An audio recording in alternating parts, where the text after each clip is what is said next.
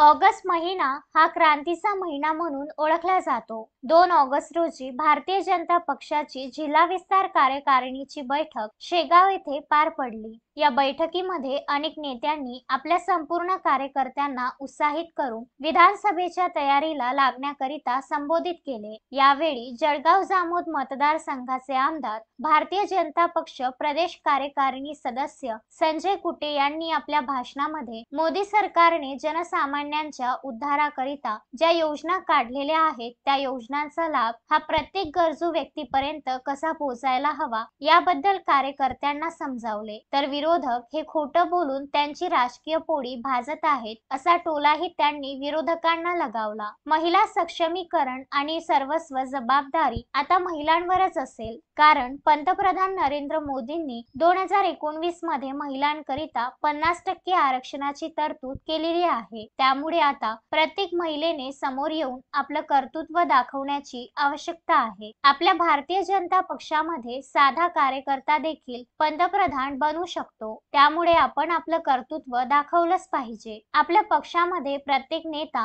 हा प्रत्येक कार्यकर्त्यांच्या पाठीमागे खांद्याला खांदा लावून उभा असतो। आम्ही घरात बसून सूचना देत नाही। आमच्या सोबत 2019 मध्ये झालेल्या गद्दारीचा बदला 2024च्या विधानसभा निवडणुकीत कार्यकर्त्यांना घ्यायचा आहे। आपल्या भाषणामध्ये त्यांनी अनेक विरोधी नेत्यांवर तोंडसूक घेतले असून संजय कुटे यांच्या भाषणाच्या अगोदर अनेक नेत्यांनी कार्यकर्त्यांना संबोधन केले। कार्यक्रमाच्या यशस्वीतेकरिता भाजप माजी नगरसेवकांनी तसेच कार्यकर्त्यांनी परिश्रम घेतले। तुम्हाला आता माहिती आहे ना, हे बघा, भाजप, शिवसेना आणि राष्ट्रवादी तिन्ही नेत्यांमध्ये आणि कार्यकर्त्यांनी तेवढी ताकद आहे की आपण सरकार आणणार, हे कितीही बोंबलू द्या। या पार्टीचा मालक हा कार्यकर्ता आहे, नेता नाही। नेरेटिव्ह सेट करण्यामध्ये इंडिया आघाडी पुढे गेली। आपणही जशाच तसं उत्तर देण्यासाठी रस्त्यावर उतरून ठोकून काढा, म्हणजे सोशल मीडियातून ठोकून काढा। महेंद्र मिश्रा, विदर्भ न्यूज, शेगाव।